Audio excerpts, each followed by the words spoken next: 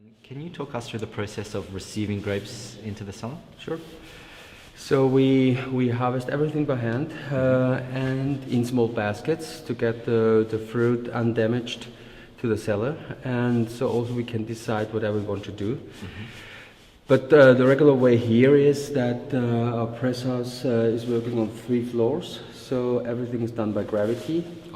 We put the grapes on a sorting table, a vibration table, to get out the juice which happens during transport, and also to overview the grapes last time. And then we go over a crusher into the presses, and there we do a skin contact for an hour or 2 or 3, depends. And then we press overnight, so over 10-12 hours.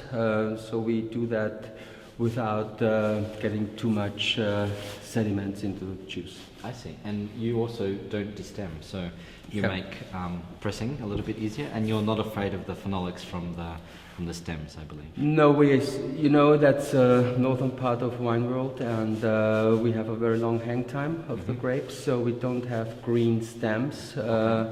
And the stems help a lot. They help with the phenols to get reduction, and they also help the process of pressing.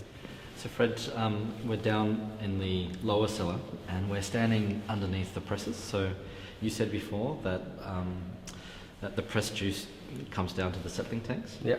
Okay. And for the clean fruity styles of wine that you make, you do a fairly strict sedimentation? Yeah.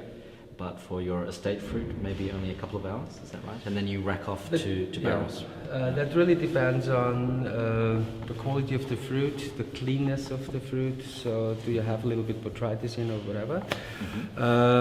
But when everything is in the way we want to have it, this is clean fruit.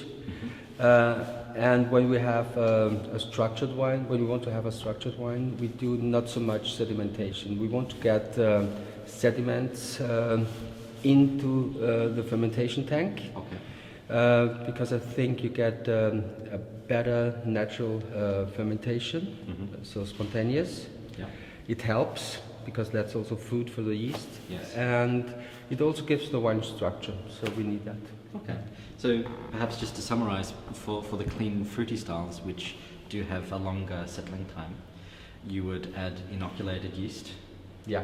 And for the sort of estate fruit, you would have less settling time, slightly cloudier juice, let's say, and you would wait for a spontaneous fermentation to happen. Yeah.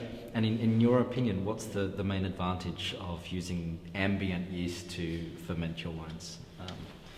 Is it complexity, texture, things like that? Yeah, first of all, it's the appellation. It's the terroir, if you like, which I think you get much better as when you put yeasts from somewhere else into it. Of course, you can use yeasts which also works very well because they are more or less neutral. But I think especially the first days of fermentation are so different that you get an absolutely different result. Yeah. But if necessary, we also help by these wines to get the wine dry, and we want to have the wine dry in a regular time. So I don't like fermentations going over half a year or 1 year.